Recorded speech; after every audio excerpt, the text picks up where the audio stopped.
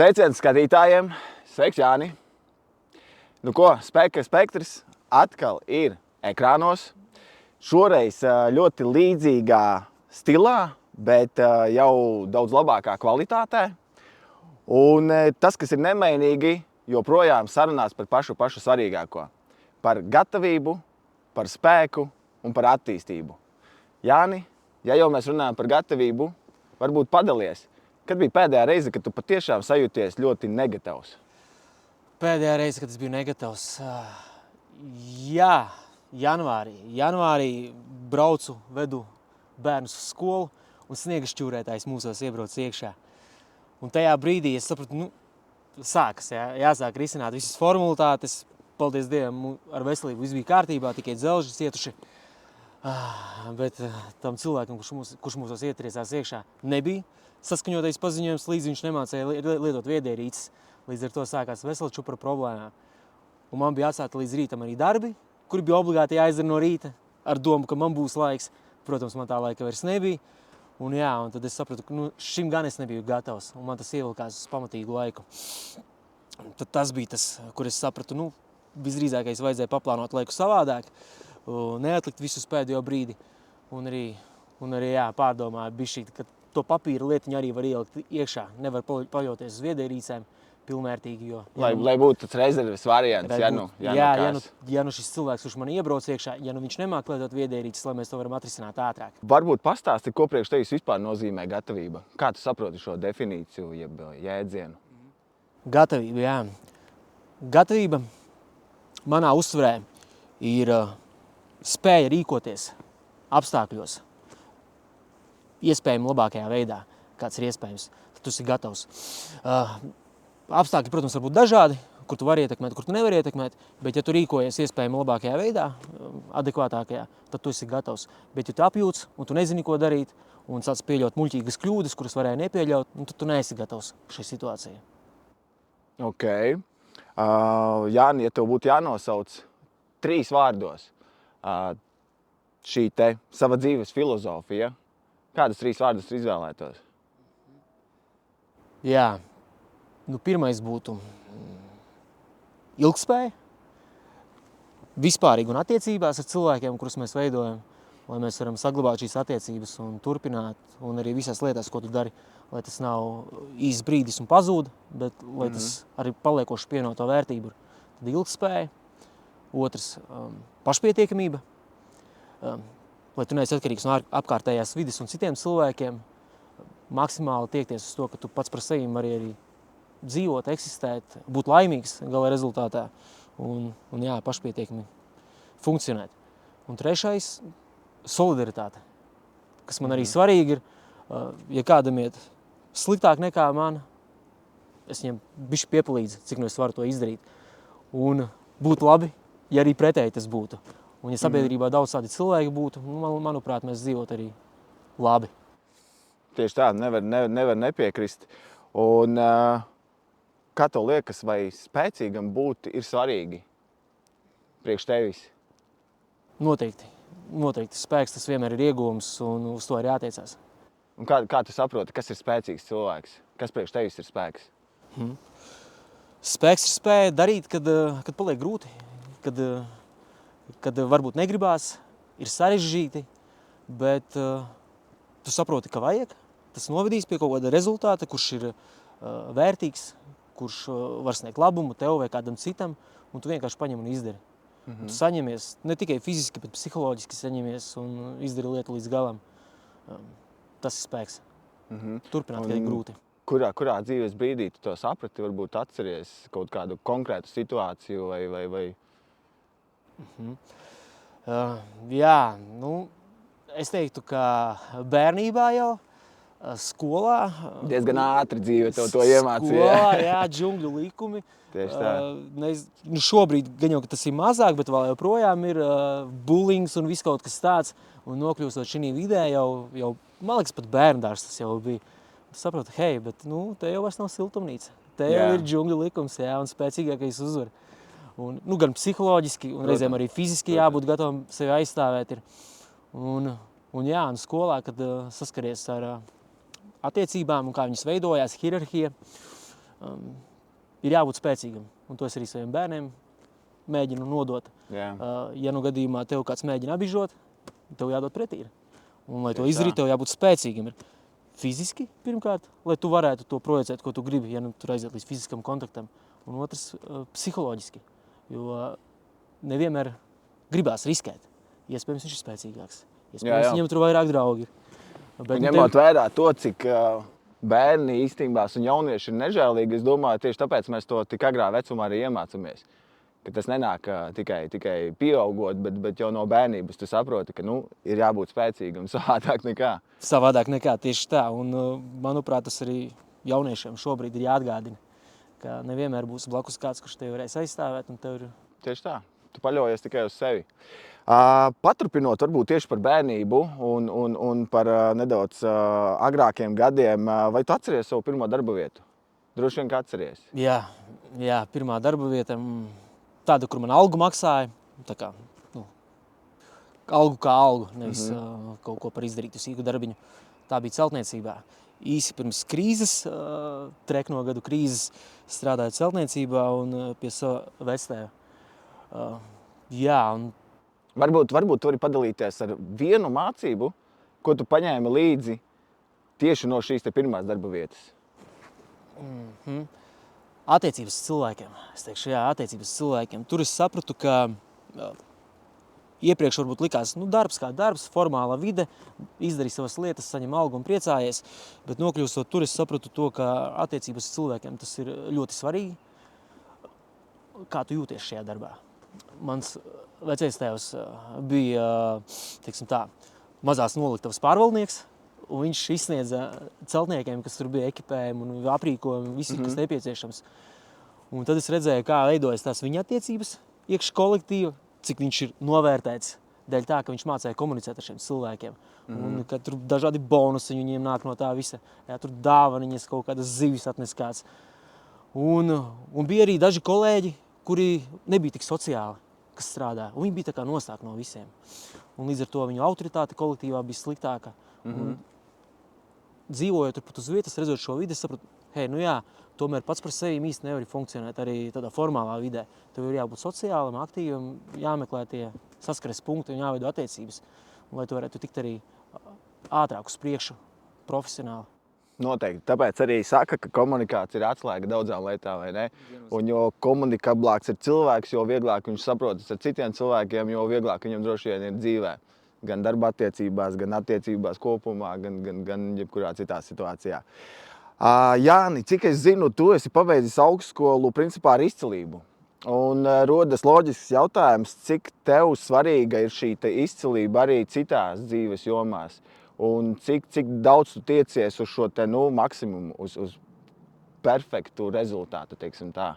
Jā, izcilība. Tas nav bijis vienmēr man līdzi. Šobrīd, jā. Tieši tas augstskolas posms man iedeva to sapratni par to, ka es tomēr varu būt izcils arī kaut kur. Jo pirms tam īsti tā nebija. Es skolā mācījos diezgan slikti vidusskolā un pamatskolā. Un nebija man tik rožains tas ceļš un tā sapratne par to, ka mācīties ir forši un vajadzīgi. Bet augstskolā iestājoties, pirmais mērķis bija vispār pabeigt augstskolu, iegūt šo diplomu, uzstādīties sev. Bet pēc pirmā semestra sasniedzot 9. un 10. Jo es tiešām centos, man bija tāda nojauta, ja es nedarīšu maksimāli, tad es varu izkrist ārā un man izmetīs.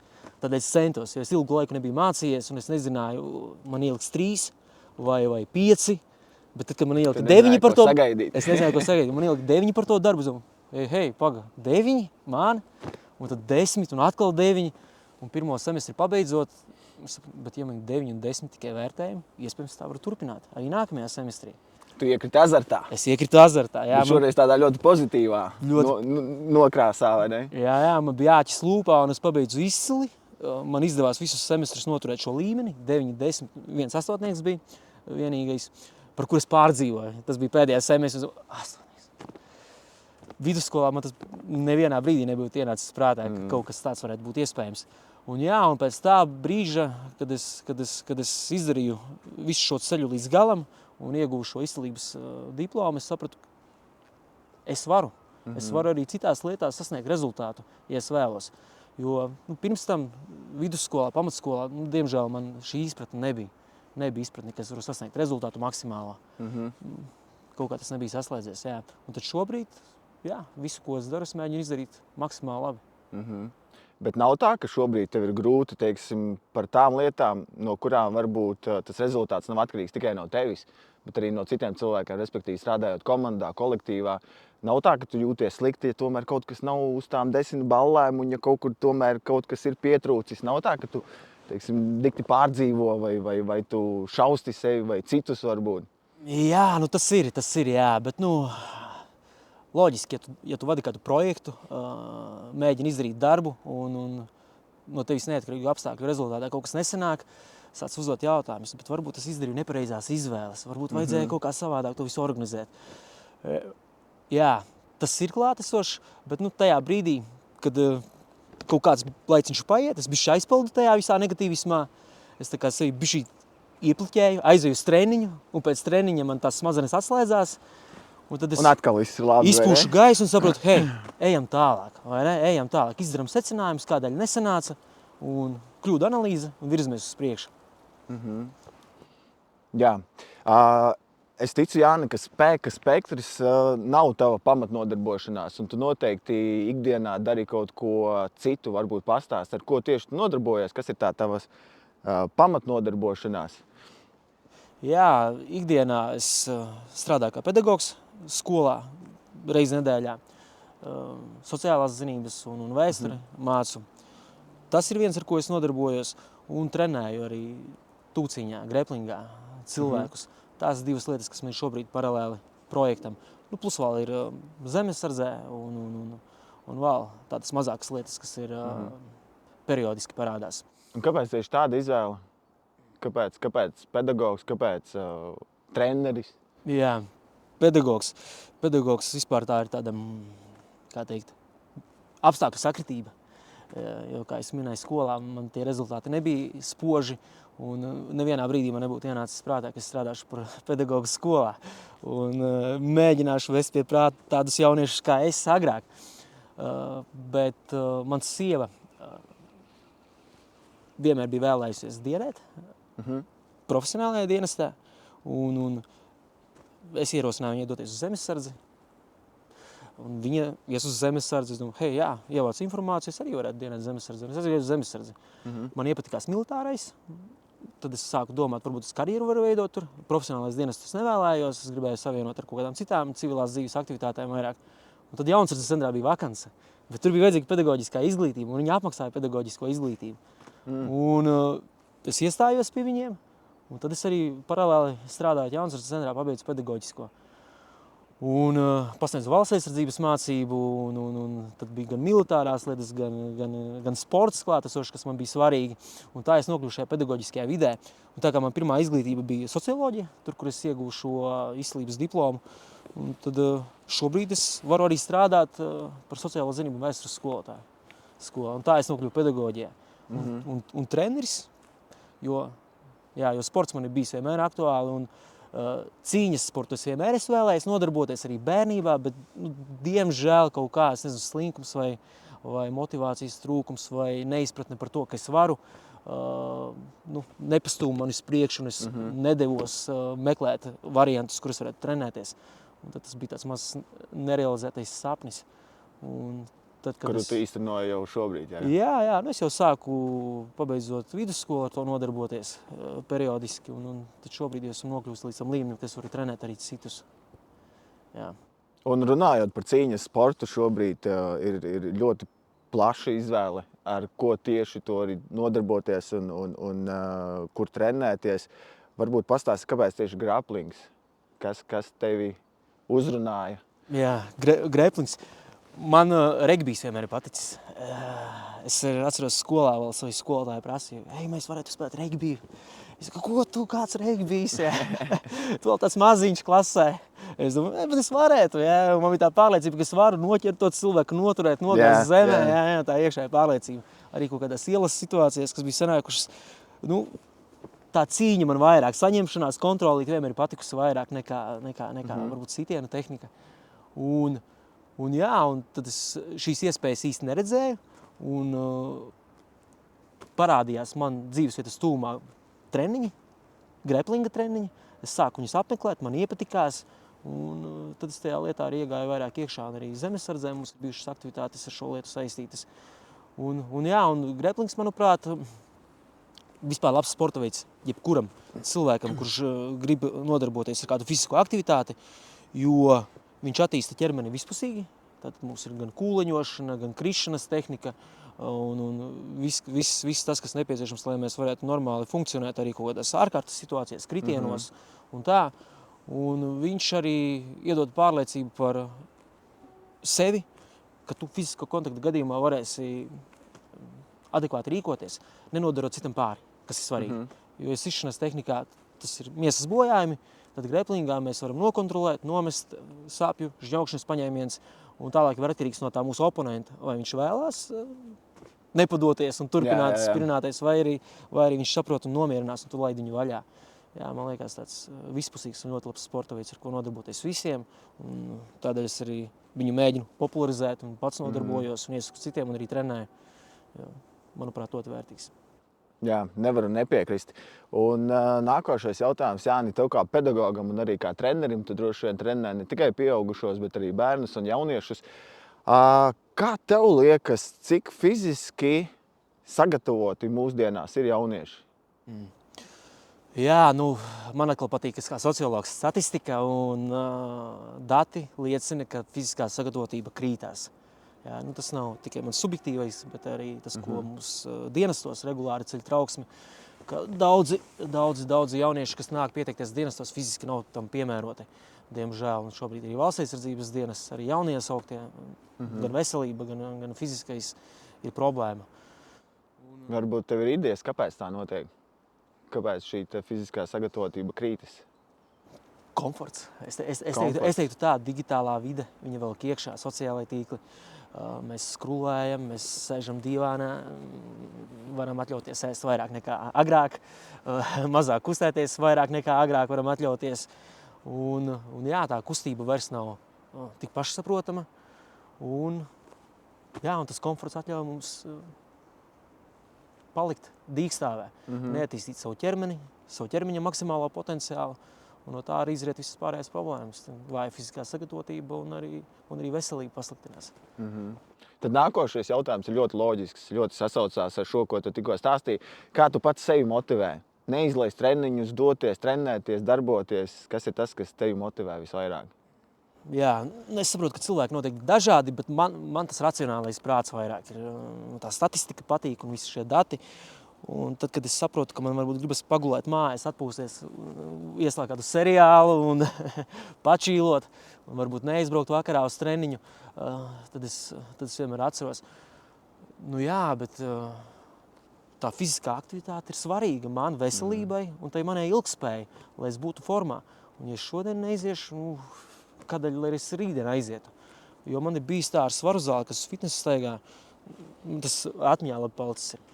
Kad es gāju, es biju tajā ritmijā iekšā treniņu, es varēju turpināt. Viss bija kārtībā, man patika, bet tik līdz es kaut kādu apstākļu rezultātā no šī ritma izkritu ārā, darbs vai citi iemesli, kas man liedz iet uz šo svaru zāli, viss man bija grūti saņemties. Es atradu daudzus attaisnojumus, kādēļ neiet.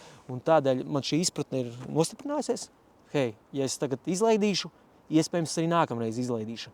Un man ir vajadzīgs, man tas jādara, tas ir priekš manis labi, tas ir iegūms. Un šobrīd es mēģinu maksimāli pakārtot, ka man ir šīs fiziskās aktivitātes iekļautas un kaut vai bišķi vairāk vakarā pastrādāšu vai agri no rīta. Bet tas ir obligāti jāizdara. Jo šobrīd to, ko es dzirdu arī sociālos tīklos, to starp, ka cilvēki vairāk runā tieši par disciplīnu, nevis par motivāciju. Ka motivācija esot kaut kas tāds, kas viegli nāk un viegli iet, vai nevienu dienu tu esi motivēts, otru dienu vairs neesi, un ka tas īsti nestrādā, un ka īstenībā, ja mēs gribam sasniegt rezultātus, tad mums nepietiek tikai ar motivāciju, ka ir nepieciešama šī disciplīna. Un tas, ko es sadzirdēju tavā stāstījumā, ka tavā gadījumā ir pilnīgi tā, vai ne, ka tev ir vajadzīgs šī rutīna, disciplīna, un tad tu arī pieturies pie šī plāna, un tad ir arī rezultāti. Viennozīmīgi, jā, disciplīna, man liekas, ir pamats panākumam, jā. Varbūt pastāsti par sportu un arī par greplingu tieši, vai tas tev palīdz tikai, teiksim, fiziski attīstīties, vai tas maina arī kaut kā tavu domāšanu? Jā, tas man fiziski palīdz, bet arī rekreācija, psiholoģiski atjaunoties. Jo cīņā, kad es cīnos, atslēdzās domas par jebko citu. Tātad tur mums ir cīņa, tur ir paņēmieni dažādi, un ja tu fantazēsi tur kaut kādas savas domas, ja, nu tevi žņaukšanas paņēmienā paņems un būs jātapo, jāpadodās. Tas man palīdz atjaunoties pēc darba slodzes, pēc dažādiem pārdzīvojumiem un iziet ārā no šī visa stāvokļa. Un arī tas tā kā piezemē, tā cīņa piezemē. Tu saproti, ka tu vienmēr nevari uzvarēt. Ja? Ir kaut kādi apstākļi, ir kāds labāks, bija sliktāk sagatavojies, iespējams pieļāva kļūdu un zaudēja. Un tad saproti, jā, nu, tas ir ok. Zaudēt ir ok. Galvenais zaudēt cieņu, atzīt, kāds bija labāks un virzīties tālāk, ja? Un aizpildīt savus caurumus, robus, kuri neļāva tev varbūt šajā konkrētajā reizē uzvarēt un iet uz rezultātu. Es domāju, tā ir ļoti laba mācība it sevišķi bērniem. Iemācīties zaudēt vai ne, saprast, pēc iespējas agrāk saprast to, ka tu vienmēr nevari uzvarēt un ka tas ir ok, ka tev nebūs vienmēr tās pirmās vietas un tikai tās zelta medaļas. Bet tagad, nomainot pilnībā tēmu, uzdošu jautājumu, kā tev liekas, ko sabiedrība nesaprot par krīzes situācijām? Jā, man liekas, ka šobrīd ir tā izplatīta doma, ka gatavošanās kaut kādai krīzes situācijai ir tā kā panikas celšana. Jā. Man tā liekas, ka tas ir kaut kas tāds, kas visdrīzākais nenotiks. Ja notiks, tad mēs jau zināsim laicīgi, ka tas var notikt, un tad mēs arī pieņemsim lēmumu kaut kādu. Bet krīzes jau var būt dažādas. Krīzes var būt, kā man bija minēja, autoavārija. Jā, paldies, mazākas un lielākas. Mazākas un lielākas. Un manā gadījumā viss veiksmīgi, pilsēta, cilvēki, iespēja atrisināt tur sīkums. Bet ja tas notiek uz kaut kāda lauku ceļa, kur maz cilvēki brauc un avāri, un jūs palikāt augstā ziemā, -20 grādi, autoavārija. Nav neviena. Telezonas iespējams arī tur nav. Un ko darīt? Un tās dažādās situācijas var būt ļoti daudz. Tuviniekam var palikt slikti. Viņš var nokrist zemē. Bezsamaņa. Viņš nokrita. Jūs esat divatā. Ko tagad darīt? Un tālāk jau ir tā sagatavotība. Vai esmu gatavs saglabāt vēsu prātu un pieņemt lēmumu, vai es to neesmu gatavs izdarīt? Vai es krītu panikā un nezinu, ko darīt? Ja? Un ļaujos situācijai, kas notiks. Tad šī izpratne, man liekas, ka nav, ja? Ka tas var notikt arī kuru no mums dažādos formātos. Un tas būtu jāveicina, jārunā ar cilvēkiem. Tāpat ir pirmā palīdzība, tas pirmais posms, ka mēs izglītojam cilvēkus, kā sniegt pirmā palīdzību. Ka mums vajadzētu arī padomāt par kaut kādiem situācijām X, Y, kas var gadīties un sagatavoties. Vienkārši sagatavoties mājās, un tā nav panikas celšana, tā vienkārši nodrošināšanās kā drošinātājs. Lai notiekot kaut kam sliktam, mēs esam bišķi gatavāki nekā mēs būtu, ja mēs negatavotos. Tieši tā, es to pilnīgi piekritīšu it sevišķi par šo te panikas celšanu, jo es uzskatu, ka mums ir jārunā par šīm lietām, un tas ir ļoti svarīgi, un tieši tāpēc arī spēka spektrs par to runā, un viens no spēka spektra virzieniem ir tieši šī te gatavība, vai ne? Un ne tikai fiziskā, bet arī visāda citāda. Līdz ar to nākošais jautājums, varbūt nedaudz provokatorisks, bet kā tev liekas, cik tad gatava ir Latvijas sabiedrība šobrīd kaut kādām, teiksim, krīzes situācijām? Jā. Atkarībā ar ko salīdzina. Ja mēs salīdzinām ar tiem labajiem piemēriem, kas ir Somija, nevisai, jā, nevisai. Ja mēs salīdzinām tur ar Šveici vai Izraēlu, arī nevisai mēs esam gatavi. Bet gan jau, ka mēs esam gatavāki par dažām citām valstīm. Bet mēs jau negribam samierināties ar to, ka mēs esam tur par kādu labāki. Mēs jau gribam tiekties, kā es iepriekš, izcilība, rezultāts. Un ja mēs skatāmies uz tiem benchmark, kas ir Somija, Šveice, Izraēla, mums ir ļoti daudz, kas darāms. Mēs dzīvojam tur, kur mēs dzīvojam. Un apstākļi mums arī klimatiskie, tādi kādi ir ziemas, varbūt bargas, šī ziema to pierāda. Un ja elektrība pazūd mums, jā, tas var būt dažādas situācijas, kādā elektrība var pazust, un ja viņi pazūd uz ilgu laiku, tad mums ir jāvar kaut kā funkcionēt, un ja gadījumā kaut kas piegāžu ķēdes sabrūk, kā Covid laikā tas bija, Covid laiks, jā, pandēmija, tas nav izslēgts, ka kaut kas tāds var notikt atkal. Un tad mums ir daudz mājas darbi, kas jāizdara, lai mēs būtu pašpietiekami. Un tad tas mērķis ir tā, mājasaimniecības pašpietiekamība, kas arī Somijā, ir Zviedrijā, Norvēģijā ļoti izplatīts, ka cilvēki paši sagatavojas mājas tam 72 stundām. Tas nav tikai par kaut kādiem tādiem tur ārkārtējiem gadījumiem, kas tur tā. Tas ir arī par ieputināšanu mājā, elektrības pazušanu, piegāžu ķēžu pārtraukšanos. Un tad mums ir jāvar funkcionēt. Un, diemžēl mums ir daudz darba vēl, lai izpratne veicinātos sabiedrībā par šo, ka tas ir svarīgi. Tieši tā, es arī piekritīšu tavam teiktajam, un, manuprāt, sabiedrībā vispār šobrīd ar vārdu krīzi saprot tikai un vienīgi tiešām kaut ko ļoti, ļoti katastrofālu. Bet tā kā tu minēji par savu piemēru ar ceļu satiksmes negadījumu, kādam arī tā ir krīze, un līdz ar to tās krīzes var būt ļoti daudz un dažādas. Un jāsāk jau ar to mazumiņu, ir jāsagatavojas sākumā tām mazajām lietām, lai mēs būtu gatavāki pēc tam arī pret kaut kādiem lielākiem notikumiem tā kā reaģēt, vai ne? Bet kāpēc tev liekas, kāpēc cilvēki atliek šo gatavošanos, teiksim, neparedzētām situācijām? Jā, tas man liekas ir negribēšana koncentrēties uz negatīvo. Es pieļauju, tas ir viens. Tā kā, ja mēs neredzam un nedzirdam, tad tā nav, jā? Mēs izliekamies, ka tā problēma nav. Mēs visi dzīvosim ilgi un laimīgi, bet jāsaprot, diemžēl katrs kādreiz iet bojā. Un, ja mūsu klātbūtnē kādam paliek slikti, ko tad mēs darīsim? Un ja tieši tās sliktās lietas notiek, autoavārijas notiek uz ceļiem, ko tad mēs darīsim? Un arī kā Covids viņš notika, ja? Tā nebija fantastikas filma, tas notika ar mums. Labi, mēs to pārdzīvojām, bet viņš varēja būt daudz bīstamāks arī. Jā, un arī dažādas citas sliktas situācijas notiek. Viņas notiek, diemžēl viņas notiek, un tas nav kaut kas tāds abstrakts un nereāls. Un tā problēmas ignorēšana, man liekas, tas psiholoģiskais aizsargmekārtas mums daudziem cilvēkiem ir. Viņš abstrahējās, attālinās, iztēlojas, ka tas nenotiek, bet tas viņu nepasargās. Tas viņu nepasargās, ja tas notiks. Tādēļ, manuprāt, tā izglītošanās, kaut kādu darbību veikšana, iemācīties peldēt, kaut vai, jo daudz cilvēku noslīkst. Un tādas lietas izdarīt minimālu apjomu, lai tu zini, nokļūstot ūdenī, es varēšu tikt ārā. Nezinu, paliekot slikti manam tuviniekam, es mācīšu sniegt pirmo palīdzību. Izdarīt to, tas tikai iegūms būs. Tas arī kā smadziņu treniņš, tas tikai plus. Bet izlikties, ka tas nenotiks nekad, tas ir muļķīgi. Un tavuprāt, kura tad ir mūsdienās pati nenovērtētākā prasme, kura varētu būt ļoti noderīga tieši, teiksim, krīzes situācijā? Jā, krīzes situācijā. Man liekas, ka vispār šobrīd mēs nenovērtējam cilvēkus, kas strādā ar rokām. Tur elektriķi, vai kaut kas tāds. Ir gan novērtēts, bet nepietiekoši vērtīgi. Jā. Jo šobrīd ir tas intelektuālais darbs pie datora. Ļoti vērtīgi, ļoti labi atalgots.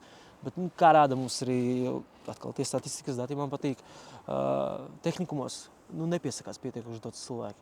Bet tādos ārkārtas situācijās cilvēks, kurš fiziski ar rokām var izdarīt lietas, viņš ir ļoti vērtīgs, ļoti vērtīgs. Kā Ukrainā šobrīd elektroapgāde pārtrūkst, tad kādam ir jāaiziet un tas jāsalabo, lai cilvēki var to siltumu saņemt un ūdeni saņemt. Tikai ar intelektuālām runām mēs to nevarēsim atrisināt. Diez vai krīzes situācijā mums būs nepieciešami tūkstošiem influenceri vai teiksim, tādi ar galvu pelnītāji, bet tiešām darītāji, tie, kas māk un var to izdarīt, vai ne? To pašu elektrību salabot, vai nezinu, kanalizāciju un tam līdzīgi. Tā kā tur noteikti ir jāpiekrīt. Un tad varbūt tu varētu izcelt, teiksim, divas prasmes, kuras, katram Latvijas iedzīvotājiem vajadzētu apgūt.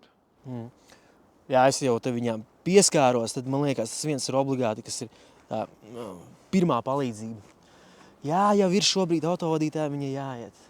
Bet es arī strādāju ar cilvēkiem, un tad pirmo palīdzību mēs arī mācam. Prasmes, diemžēl, ir zemā līmenī. Un runājot ar profesionāļiem arī, kas sniedz palīdzību, tad nereti ir tā, ka cilvēks izsauc NMPD dienestu un viss. Viņa uzdevums ar to ir beidzies, bet, diemžēl, ierodoties, tas vērtīgais laiks jau varbūt zaudēts. Un, ja tur nav veikta atdzīvināšanas pasākuma vai asiņošana nav apturēta, tas cilvēks var iet bojā. Tas ir viens, jo tas ir ne tikai par kaut kādu svešinieku garām ejošo, bet tas arī par tuviniekiem. Un otrs – peldēšana. Man liekas, tas, diemžēl Latvijā daudz cilvēku slīkst. Un peldēt prasmes ir sliktas. Es arī nepeldu izcili, jo man nebija iespēja skolā mācīties peldēt. Šobrīd jau daudzās skolās tas ir. Jā. Bet, vajag to kvalitāti tomēr piekontrolēt un nodrošināt, lai tie bērni iemācās skolas laikā peldēt. Tad šīs divas lietas. Pēc savas pieredzes es varu teikt, ka pirmā palīdzība ir kaut kas tāds, kas ļoti ātri aizmirstās, jo ikdienā, teiksim, mēs viņu ļoti bieži nepielietojam. Un, manuprāt, tā lielākā problēma ir tieši tā, ka mēs šo te pirmo palīdzību īsti neatkārtojam. Tu pareizi teici, teiksim, mēs izmācāmies šos te autovadītāju kursos pirmo palīdzību nepieciešamo, un pēc tam, ja mēs nekārtojam citas kategorijas vai teiksim, savu dzīvi nesaistam ar šo te medicīnas jomu, mēs tā īsti par to pirmo palīdzību vairs neko arī nedzirdam un viņu tā kā nepielietojam, un līdz ar to tās zināšanas ātri vien aizmirstās. Un tāpēc es pieļauju, cilvēki baidās rīkoties nepareizi. Līdz ar to ir zvans uz 112 un ar to arī viss beidzas, vai ne, visa palīdzība. Jā, tieši tā. Tai pirmās palīdzības apliecībai viņai ir derīguma termiņš. Šobrīd gan likums neprasa viņu atjaunot. Bet es pieļauju, ka lielākajai daļai autovadītāji viņš ir beidzies. Jā. Tas ir ar domu, ka viņš ir jāatsvaidzina. Tās zināšanas ir jāatsvaidzina. Bet tā kā tas nav obligāti, to vienmēr var atlikt, vai ne? Tieši tā.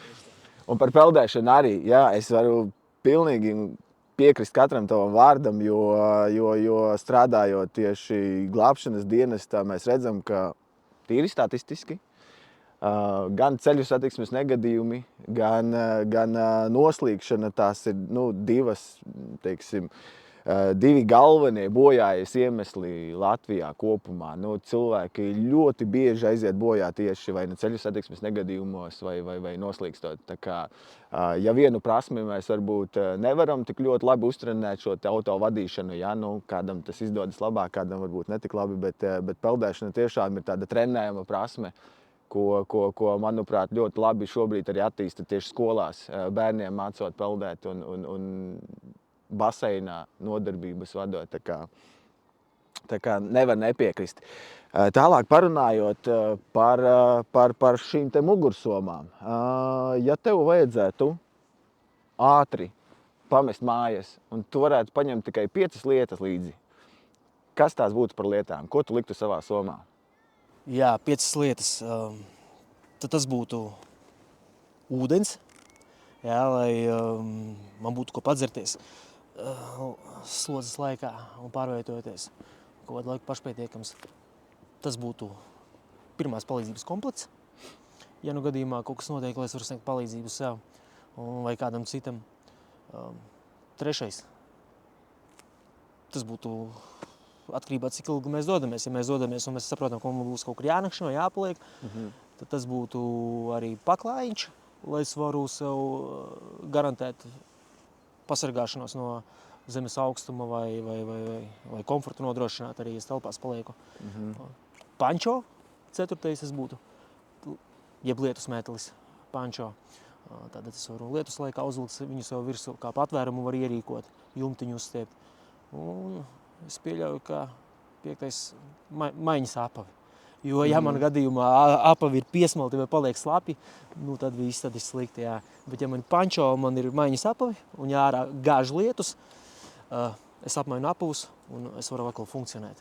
Tad tas būtu tas minimālais 5. Ja mēs pieņemam, ka man ir maks, atslēgas, dokumenti un nauda jau kabatās.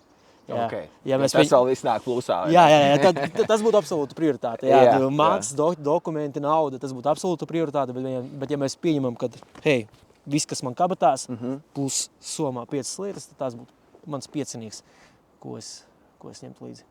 Un kas būtu tā viena lieta no pārtikas precēm, ko tu ieteiktu paņemt visiem līdzi? Ir ceļš zinot, ja, teiksim, mums ir jādodas ārpus mājas uz vairākām dienām. Kas būtu tā pārtikas prece, kas, must have? Jā, Maskava. Nu, es teikšu, gan jau, ka tas vienkāršākais, ko cilvēki arī saprot un var paņemt, nopirkt jebkurā veikalā, un arī uzlabo garastāvokli bērniem, un ka viņi var prieku ēdīs. Tas būtu tas studentu brokastis, tas maisījums, mikslis. Jo viņu var apēst arī tad, kad psiholoģiski ir grūti, jo, ja mēs tur gaļu neēdīsim, varbūt, jā, tur, es negribu ēst, jā, tad tas būs ātrs enerģijas avots, un jau varēs arī jebkuram citam iedot, un visdrīzāk, viņš ir apēdījis tādu mīkslīti riekstu. Iedomājies, Jāni, ka tavas 72 stundu mugursoma jau ir sakomplektēta. Tajā ir visas vajadzīgās lietas iekļautas. Un tu vari izvēlēties vēl vienu papildus lietu, nu, teiksim tā, sirdī. Kas varētu būt tā lieta? Jā, nu, man parasti ir somā iekšā kārtis. Es vienmēr viņas nesu līdzi, jo ar kārtīm tu vari kaut ko izdarīt, daudz spēles, dažādas uzspēlēt un tā. Naudu nopelnīt. Naudu nopelnīt, man patīk pokeru arī spēlēt, jā. Bet tas, kas man standartā ir līdzi, bet no citas perspektīvas pieejot, ja mēs kārtis tā kā atsijājam, tas būtu gan jau ka fotoalbums. Jo mums mājas fotogrāfijas pie sienām visu kaut kur. Un, kad es paskatos fotogrāfijām, man uzreiz paliek tas silti ap sirdi. Jā, uzreiz atmiņas un tā. Digitālais nē, bet tieši papīra veidā. Tas varētu būt tas priekšsirds. Jā, ja mēs kārtis tā kā paņemam ārā. Bet kārtis tas ļoti vērtīgi un es iesaku, jo daudz spēles var uzspēlēt un laiku nosist un arī atslēgties no kaut kādiem pārdzīvojumiem. Novērst domas vai no tā apdraudējuma iespējamā. Jā. Ok, super. Tad mēs atkal nomainām tēmu un parunāsim nedaudz par rakingu. Kas priekš tevis ir rakings? Kā tu uztver rakingu? Ko tas tev nozīmē? Jā, rakings, manuprāt, ir viena no labākajām fiziskajām aktivitātēm, jo viens, tas ir bijis ar cilvēkiem vienmēr klātesošs, jo mēs esam pārvietojušies ar smagumiem, mēs ar to esam diezgan unikāli, ka mēs spējam paņemt smagumu un pārvietot.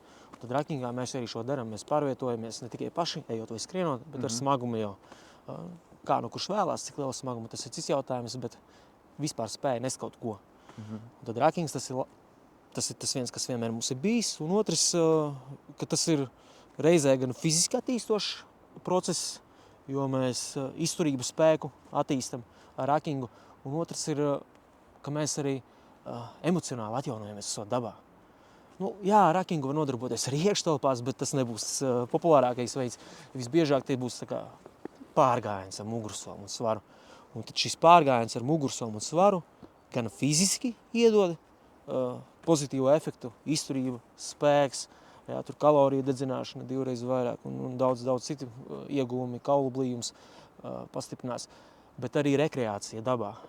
Esot ar smagumu, ejot, atjaunošanās, svaigs gaiss, jo, ja, teiksim, skrienot, tu vairāk tādā augstā slodzē esi un koncentrējies uz uzdevumu. Man tā ir tāda tuneļa veida redze nosacīti un es laižu.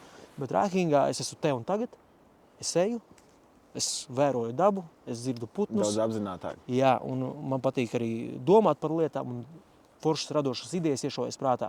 Ja es eju to 20 kilometrīgo maršrutiņu savu, es bieži vien pie telefona arī varu pastrādāt un es jūtu, ka esmu daudz produktīvāks nekā sēžot ofisiņā pie galda. Jā, tā kā es noteikti iesaku pamēģināt, paņemt somu, ielikt svaru, iet ārā un būt radošam un mēģināt, iespējams, arī pastrādāt. Ja kāds jūt, ka viņam nav laika, paņem telefonu, pamēģini, ja tev tas darba formāts ir tāds, ka tu to vari darīt, pamēģini šādies parisināt kaut kādas lietas, esot kustībā. Man tas palīdz, un es domāju, ka daudziem citiem arī tas būs atklājums, cik viņi produktīvi var būt, un cik viņi pēc tam labi var justies, iekāpjot savu auto vai aiziet uz mājām, atjaunojušies. Turpinājumā varbūt tieši par pamēģināšanu, varbūt arī nosaukt pāris lietas, ko cilvēkiem vajadzētu darīt, uzsākot nodarboties ar rakingu, un pāris lietas, kuras nevajadzētu darīt. Jā, nu, tas, ko vajadzētu darīt, vajadzētu sākt. Vajadzētu noteikti paņemt to somu. Neatlikt uz vēlāku, vai ne? Jā, tas ir obligāti. Sākt jau tagad. Jā, tā ir lielākā kļūda, kad mēs atliekam un nedaram vienkārši. Jā. Paņem somu, ieliec iekšā, es iesaku ūdenspudeles ieliec iekšā, 2 ūdenspudeles ieliec un ej vienkārši ārā dabā. Pastaigājas. Ja tev ir suns, izved suni ārā, ja tev ir ģimene ārā, pastaigājas, bet iekrāmē somā kaut ko iekšā un izbaudi būšanu ārā. Tad tas ir viens, sākt. ielikt ūdenspudeles iekšā, pamēģināt, kā tas ir, un tad jau meklēt jautājumus, kā es varu progresēt. Ko nevajadzētu darīt, nevajadzētu iekrāmēt, nevajadzētu ņemt somu, kas ir acīm redzami nērta, un ielikt viņā daudz svaru iekšā. Jā, jo, ja mēs paņemam somu, kas ir nērta, kas nav pielāgota un piekrāmē viņu ar svaru, visdrīzākais mums būs slikta pieredze, mums spiedīs plecos, mums būs ļoti nepatīkami. Un tad mēs teiksim, nē, rakings nav priekš manis, man spieda plecus, es noguru ļoti, un tur sāk vilkt muguru kopā un kaut kas tāds. Tātad svars 10% no savas ķermeņa masas priekš pirmās reizes saprast, vajag mazāk vai vairāk ir ok. Ar 10% nekļūdīsieties. Ja būs pa daudz, samazināsiet, nolaisiet ūdeni nost. Ja būs pa maz, ok, nākamreiz pieliec vēl. Un tā kā nodarbojoties ar rakingu, tiek nes šis svars uz pleciem, uz muguras, kā ir ar problēmām? Vai var iedzīvoties ceļgalu problēmās, muguras sāpēs un tam līdzīgi? Jā, veselības problēmas un rakings, tas militārajā vidē klejo šis viedoklis, ka ar mugursomām šīs izklaides vai sports, tas nē. Jo bieži vien cilvēks ir ņēmis pārāk lielu somu, pārāk gājis ar viņu ilgi, un nav bijis pietiekuši fiziski sagatavots iepriekš. Tad jā, ja mēs paņemam pārāk lielu svaru un neapstājamies, tad, kad mums vajadzētu apstāties. Bet ja mēs dozējam, mēs pieejam tam no sportiskās puses, saprotam, tāpat kā uz svaru zāli mēs neizējam un uzreiz neliekam 100 kilogramus uz spiešanā guļus un nesākam ar maksimumu uzreiz, vai ne? Jā, mums līdz 100 kilogramiem ir jānobriest no sākuma, jo mēs neesam iepriekš nekad gājuši uz zāli. Tāpat arī rakingā mēs paņemam tos 10%, sākam iet, sajūtam, ka ir labi, lēnām progresējam, un tad mēs ejam, Un tad mums nebūs ne problēmas ceļiem, ne problēmas arī mugurai. Bet ja mēs piekrāmēsim 25 kilogramus un aiziet, laižu rakingā, atnāku mājās, viss sāp, kāpēc man sāp, gan jau vainīgs rakings? Nē, vainīgs pa liels svars un fiziskā sagatavotība nebija piemērot iepriekš. Tādēļ es arī iesaku visiem trenēties un vēlreiz trenēties un pieiet par progresīvu tam visam. Nevis vienkārši pārgalvīgi mesties iekšā. Jā, bet katrā ziņā rakings nav tas pats traumatiskākais sporta veids, piekritīs? Jā, noteikti nē, jo man liekas, tas ir viens no labākajiem veidiem, ar ko mēs varam nodarboties, jo ja mums arī sāp ceļi vai kaut kas tāds, ir veselības problēmas, iet visdrīzākais ja mēs varam iet, tad viss jau ir kārtībā. Mēs ejam un ieliekam svaru. Svaram nav jābūt obligāti tādam, kurš tevi spiedīs uz leju. Tikai dažas pudelītes ieliec iekšā, vai kaut kādu citu apsmagumu, kas tur ir, rīsu pakas, griķu pakas, un izej ārā, paskaties, kā tu jūties, tas būs labāk nekā iet vienkārši pastaigā. Tu sadedzinās, lielāks svars, vairāk kalorijas dedzinās, jo tu patērē vairāk enerģijas, lai pārvietoties. Tas tieši tik vienkārši. Ieliec, cik tu jūties komfortabli un dodies ārā. Un kādiem cilvēkiem tad ir paredzēts rakings, kā tev liekas? Paredzēts vai piemērots, teiksim tā? Jā, es teiktu, ka visam spektram, jo mēs varam būt gan fiziskos aktivitāšu iesācēji, tikai sākt savas fiziskās aktivitātes, iepriekš neko neesam darījuši, gribam sportot, bet liekas, skriešana nav man, svaru zālē negribu kautrējos iespējams, Tad paņem mugursomu un ieliec svaru un ej ārā pastaigāties. Jo varbūt bez mugursomas iet, kādam liekas, bet kāds efekts no tā būs, Par maz, vai ne? Par maz, es nesajūtīšu neko no tā. Tad iekrāmē somā svaru un ej, un būs jau labāk. Un tas ir arī šiem iesācējiem, pārgājienu cilvēkiem, kas ir visdrīzākais iet ar sviesmaizi un ūdenspudeli pārgājienā. Varbūt viņi to rokās nes. Paņem mugusomu, ieliec iekšā rezervīti. Ūdenim termiņš ļoti ilgs. Tieši tā. Nesabojāsies. Un arī fitnesa cilvēkiem, kas svarīgi, un sportistiem, tas arī svarīgi pieminēt ir, jo šeit mēs varam būt gan iesācējs, gan sportists, bet vienam būs mazāks svars somā, otram būs lielāks svars somā, un viņi var arī socializēties, kopā pārvietoties, viens ar mazāku svaru, otrs ar lielāku svaru, un dabūt to pašu efektu. Abi divi sportot vienā ritmā, tikai vienam jau tā soma būs krietni smagāka, otram krietni vieglāka. Un ja kāds vēlās, viņš jau arī ātrā ritmā var pārvietoties ar šo mugursomu un piedalīties seriālā mūsu un cīnīties par medaļām, un godalgotām vietām. Un ko tad tu teiktu tiem skatītājiem, kuri šobrīd pie sevis domā, nē, es neesmu gatavs rakingam?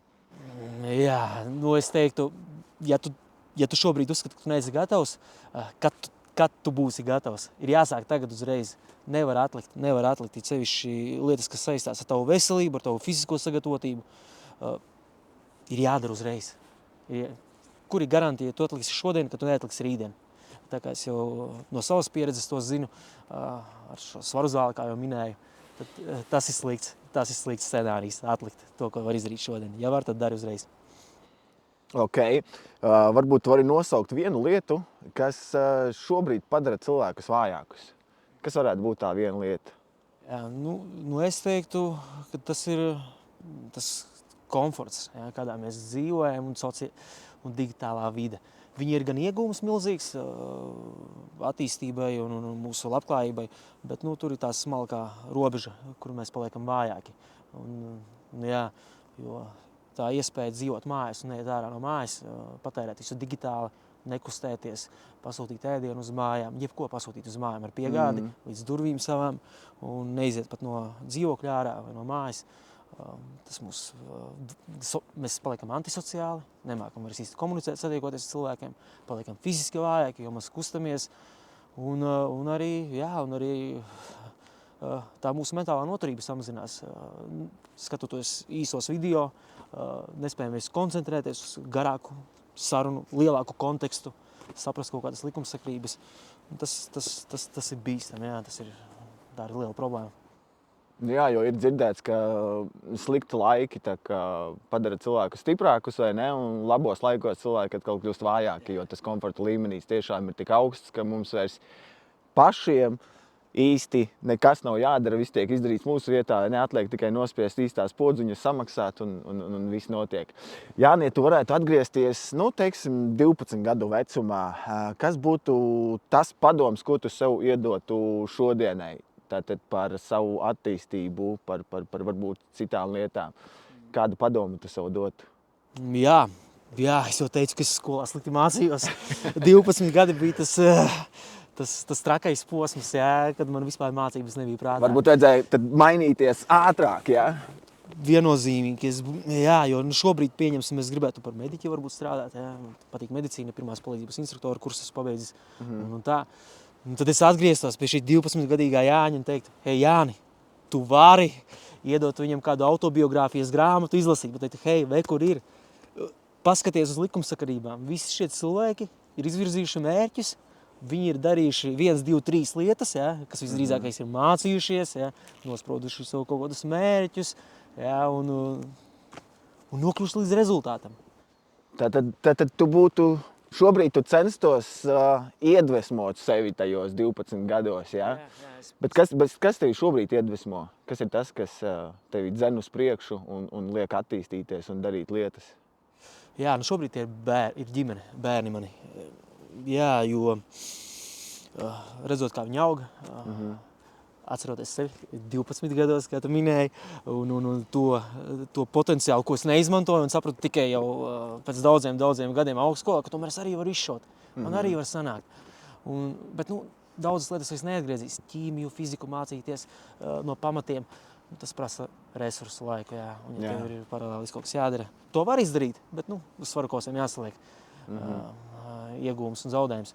Tad viņiem, un tas, ka viņi man auga, mani motivē, lai es varētu izdarīt vairāk jau tagad. Un es viņiem varētu parādīt, hei, redz, var.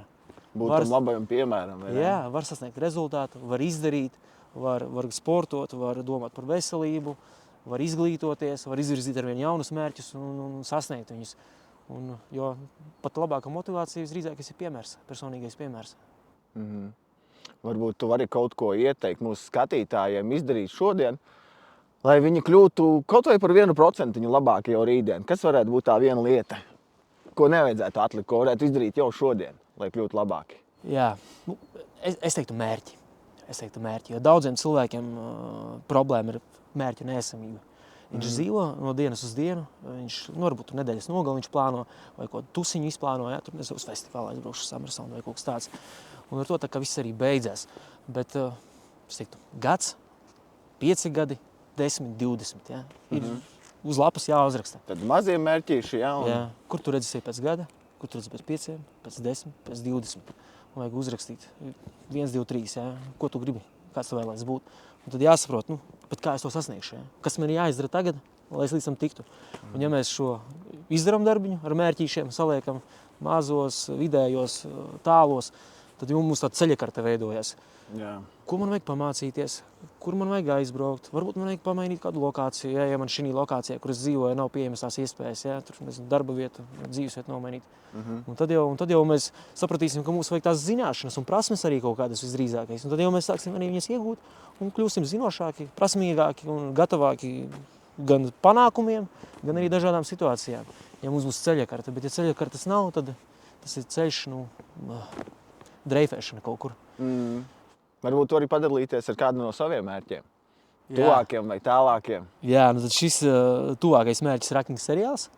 Iekustināt viņu pienācīgā kvalitātē, lai viņš kļūst populārs un sabiedrībā aiziet. Un mēs vēlamies izveidot gatavības festivālu Noskaņu starta finiša zonā un arī nozīmīgu tautas sporta kustību, kas tiešām dabūja tos cilvēkus, kuri varbūt nav kustējušies līdz šim pietiekoši daudz, un arī piesaista tos cilvēkus, kuri ir fitnesa entuziasti, aktīvi sportotāji, lai viņi ir turpat blakām un iedvesmo tos, kuri varbūt nav līdz šim ar to nodarbojušies. Gan iedvesmo, gan droši vien izaicina arī paši sevi, vai ne? Jā, viennozīmīgi izaicina arī paši sevi, cīnās par medaļām, godalgotām vietām, lauž rekordus, pierāda, ka var, cilvēku robežas pārkāpj. Tas arī ir, bet lai viņi ir kopā, jā, lai tas nav kaut kas tur atsevišķi viņi un atsevišķi viņi, lai visi ir kopā. Un šis gatavības festivāls, lai ir iedot mums foršu pieredzi, ka mēs atnākam uz pasākumu ne tikai nogurstam, patīkami nogurstam, bet arī uzzinām kaut ko jaunu, noderīgu, foršu un iepazīstamies ar foršiem cilvēkiem un aizējam mājās zinošāki un gatavāki nekā mēs atnācām uz pasākumu. Tad tas ir viens mazais mērķis un lielais ir pēc panākumiem Latvijā jau eksportēt šo produktu arī tālāk. Parādīt. Jo robeža jau nav, vai ne? Robeža nav. Ko, Jāni, mēs esam nonākuši līdz sadaļai, kur es tev palūkšu atbildēt uz dažiem zibjautājumiem. Pats svarīgākais, lai tu atbildi ātri un intuitīvi. Sarunāts? Ok. Startējam. Pirmais jautājums. Disciplīna vai tomēr radošā brīvība? Disciplīna. Disciplīna, ok. Komforts vai izaicinājums? Izaicinājums. Process vai rezultāts? Rezultāts. Rezultāts. Plāns B vai tomēr improvizācija? Plāns B. Racionalitāte vai instinkts? Racionalitāte. Vieglāka soma vai tomēr vairāk ekipējuma? Vairāk ekipē. Visbeidzot, soma ar dažiem vai daudziem nodalījumiem? Ar daudziem. Un Jāni, varbūt pastāstīja, ko tu saproti ar vārdu spēks? Spēks. Spēks man ir spēja rīkoties, tad, kad paliek grūti. Nepadoties un turpināt darīt. Super. Jāni, visbeidzot, izstāsti man un skatītājiem, kas cilvēku padara patiesi spēcīgu pēc tavām domām? Spēja nepadoties, es teikšu tā. Nepadoties un nenobīties pie grūtībām. Jo es jau par bērnību minēju, tā situācija, ka tev ir kāds bulingo, skolās ir izplatīta, to es sapratu agri, jau bērndārzā, ir jādod pretī. Bet tu atnāc varbūt uz jaunu vietu un viņam ir draugi, jā, vai tas konteksts savādāks, tas jauniņais. Un ir tomēr kaut kādā brīdī jāsaņemās un hei, bet es varu, jā, un izdarīšu to, riskēšu. Un visdrīzākais pēc tam būs labi. Tu aizstāvēsies, tu saņemsies to spēku, projicēsi sevi, virzīs uz āru un sasniegs rezultātu, kas būs visdrīzākais labs. Bet tā barjera, tās bailes, viņas jāpārvar. Un spēcīgs cilvēks, tas, kurš spēj pārvarēt bailes, tas, kurš spēj pārvarēt šo iespējams, baili, jā, un gribēšanu padoties. Pateikt, nē, labāk, nē, es to nedarīšu. Un tad tu arī pie rezultāta netiec. Ir jāsaņemās. Tas ir spēks, jā. Jāni, liels paldies par sarunu. Paldies, Jāni. Mēs tiekamies gan jau kādā no nākošajām epizodēm ar citiem viesiem un turpinam runāt par gatavību, par spēku, par attīstību. Paldies, Jāni, tiekamies. Ok, tiekās. Mums jābūt spēcīgiem, jābūt stipriem, gataviem celties, gataviem iet, pārvarēt kalnus, pārvarēt visu ar somu uz pleciem, uz priekšu draugs.